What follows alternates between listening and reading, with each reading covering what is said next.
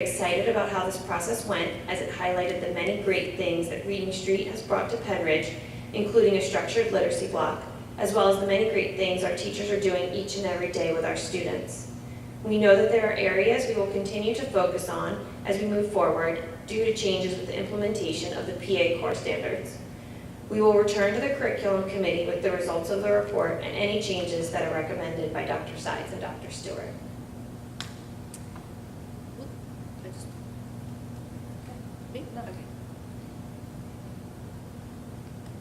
Oh, I didn't know if you were asking the question first. Oh, okay. So we wanted to bring this to you for information, to let you know that we were really looking at our elementary REALA program. There's wonderful things that go on, and we can see that. And I know because I've spoken to Dr. Stewart today. But there are also areas that we need to work on. So we love the idea that she recommended a literacy council. So that will be one of the recommendations. I'm sure there's more recommendations. When that report comes back, that's something that we want to bring to the board and share that with you. So we don't know, it'll probably be several weeks. I would hope maybe by the June committee, we can come and share the recommendations. If not, the next curriculum committee after that. But it was a very exciting 2 days for teachers and for principals. So we just wanted to let you know that was going on, and when we have recommendations, we'll share that with you. And I don't know, do you have anything else to share about it? No, that's really all. I mean, the interviews were just conducted Tuesday and Wednesday of this week, so we, had small, short conversations, which is where we gleaned some of that very brief information that we shared. But at this point, we don't have the full report to give any more details as to what happened in those interviews. But we've got very positive feedback from both the participants and the interviewees about the information that was shared. All elementary principals, with the exception of Mrs. DePaula because she's not here, they were all interviewed as well, and lots of positive feedback. I got a handwritten thank you note from a teacher, just really being appreciative of having that voice, being able to talk about, for us, especially for Mrs. Opdyke and I, history plays an important part that we lack. So it's wonderful that we'll have a perspective now that other people have that we don't have. So we're trying to learn more and more about the history and really appreciate it and value it and see all the things that have done really well and the areas that we talked about before, perhaps in writing and such, that we need to improve upon. And we'll take that group from the teachers, because what I did not know, which is one of the things that I was thrilled about talking to Jen, I didn't really realize the number of teachers who have expertise. I mean, they're not even reading specialists, but they have gone out on their own, and they have their own professional development. They'll go to teachers college, and we've learned a lot about that, which was very exciting. So we want to build that within our own district and the expertise in our own teachers and provide that kind of support to each other. Yeah, I'm really glad we're doing this. I think this is great. I think that one of our best resources is ourselves, and having that time to sit together and communicate all of that information is great. I think even the committee meetings, the small committees that they're doing with all of the high school teachers and groups, getting them together, I just think it's been so helpful because everyone has their own knowledge in their own area. When you're combining that all together, I think it's really helpful. So it says on the portal that they will be conducting interviews, but you're saying that they actually did it already. We saw that and said will, and those were scheduled for before this meeting, so that really was. We wanted to bring it to your attention as information. There's nothing to vote on, but we did see that it said it would will. Just be helpful to have dates, and it would just be very clear. You don't have to say. I mean, if it was going to happen, if it happened, then if the meeting changes, then it's very clear. And is there a cost? No. Okay. It's just a service that the IU is providing. It's a service that we have. Okay, thank you. We have a good relationship with Dr. Stewart. You may have heard of the PQR that the IU does for different areas where they bring a team from various districts in and look at a core content area. This is very similar, except it's on a much smaller scale. We're not bringing in experts from other districts. We're just using the IU and just looking at a very small population of our district. And I believe there is a plan to do that in the guidance area in the high school next year. Yeah, I believe it's in the gifted program as well. Maybe, Yeah, yes. maybe you are. I'm sorry, maybe you said this, who's gonna lead the focus groups when they all come together? Put your mic on. Okay. They'll be led by me, by Mrs. Opdyke, and then the council that will bring, which will have teachers and at least one building principal.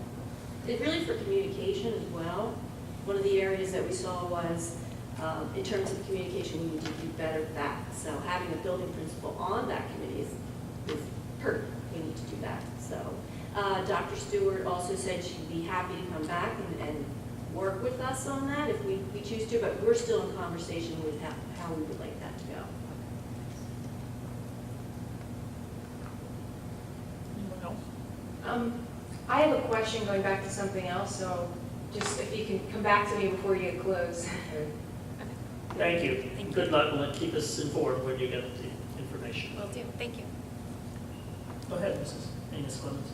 There's actually, there's a program that I know the math department is using at the high school that is kind of similar to a study island. I don't remember what the name of it was, but I'm sure the math supervisor would know.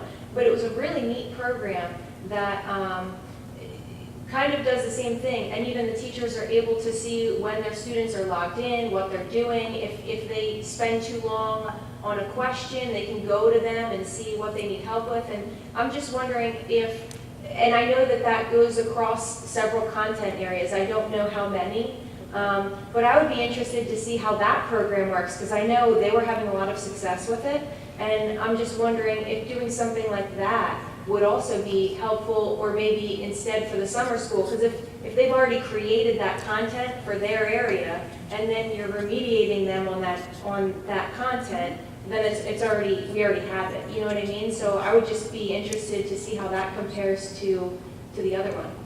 Thank you. And you know what, another point that I'm thinking about as you just said that is as we develop our course content in Canvas, we own that.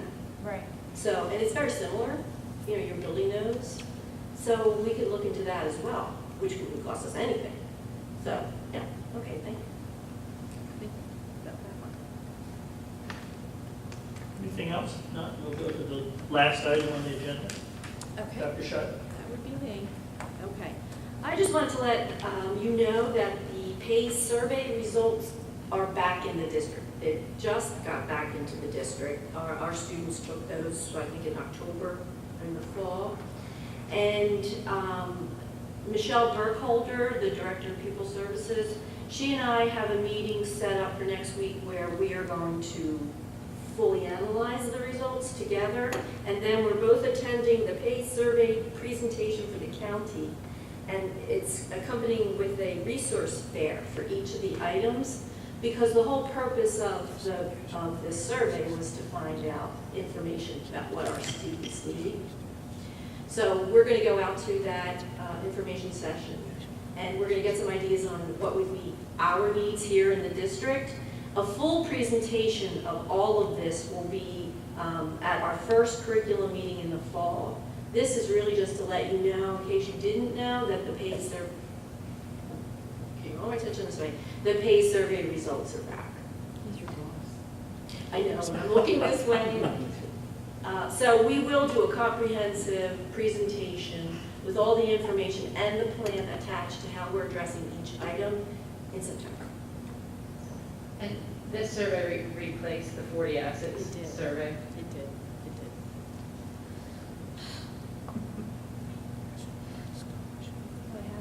Is there any chance that there will be longitudinality, if that's a word, sorry, I'm going to word it on, because the 40 assets was a different survey, and this is something else?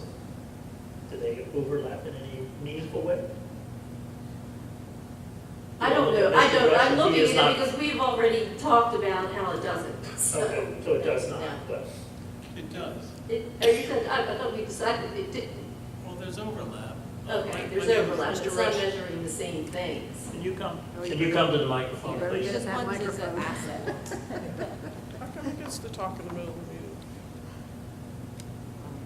Good evening, my name is Lee Rush, and our coalition tracks the longitudinal data for the last 18 years. So we will be creating a report to show you where there is overlap. In this survey, they're called protective factors, and there's risk factors. So there is some similarity, but we're also tracking alcohol use among youth and other drug use. And there will be a report from all 3 districts. We usually have an Upper Bucks Town Hall meeting. So we create what's called the Upper Bucks Student Support Card. We want to make sure that we're focused on the strengths and the positives that we see. And too often surveys like this are always focused on the deficits and all the risk behaviors that are important to keep an eye on. But there's obviously more kids doing the right thing most of the time. So that's what we'll still address in our support card. And the June 2nd meeting will be the largest report ever countywide. Almost 20,000 students took the survey in Bucks County. So it'll be a very, pretty clear snapshot of students' health in the county. And when we do our work in the fall here in Pennridge, we usually kind of compare us not to the county, we don't compare us to the state, we don't compare to the country. We compare to where we were 20 years ago, so we can see locally what progress we're making locally. Because it's really not fair to compare our data sometimes to data that's not exactly in the same realm. So that's the long and short of it. There is some similarities. The assets are actually examples of protective factors, such as opportunity for recognition is a protective factor.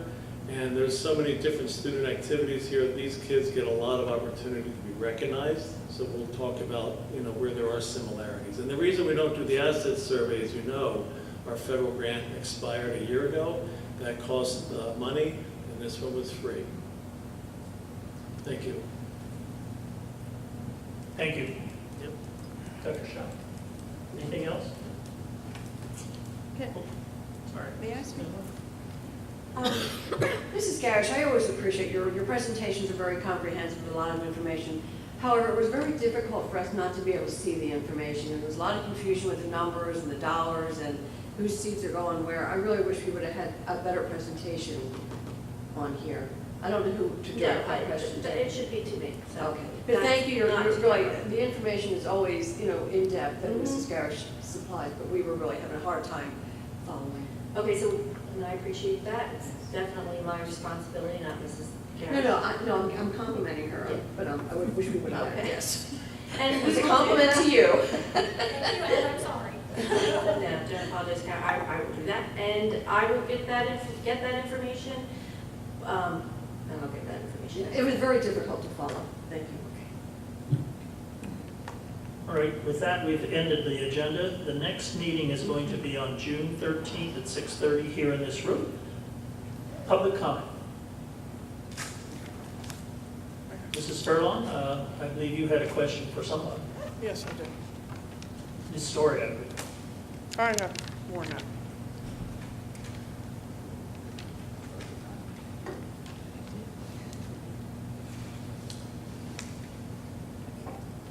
Sue Furlong, West Rockhill Township.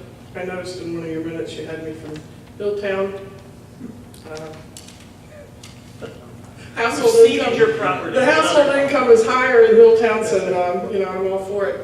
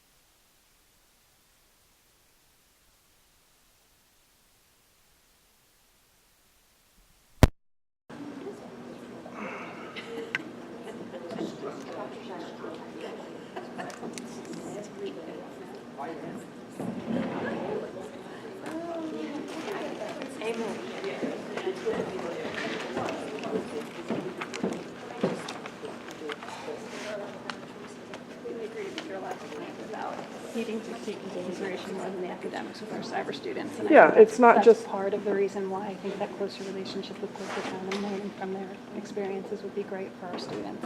I think it would be too, but I think that Pennridge has to step it up Yes. and not lag behind and say, Yep, and oh, we're hey, look, working we on can that. save $100. No, you no, know. it's not about that. You know I wasn't dissing you. Oh, I know. Okay. No, I You were appreciate dissing your me. comments. I was. That was very difficult to follow. That Yeah, was I'm very sorry. difficult. I thought it was understood. No, just a few paragraphs.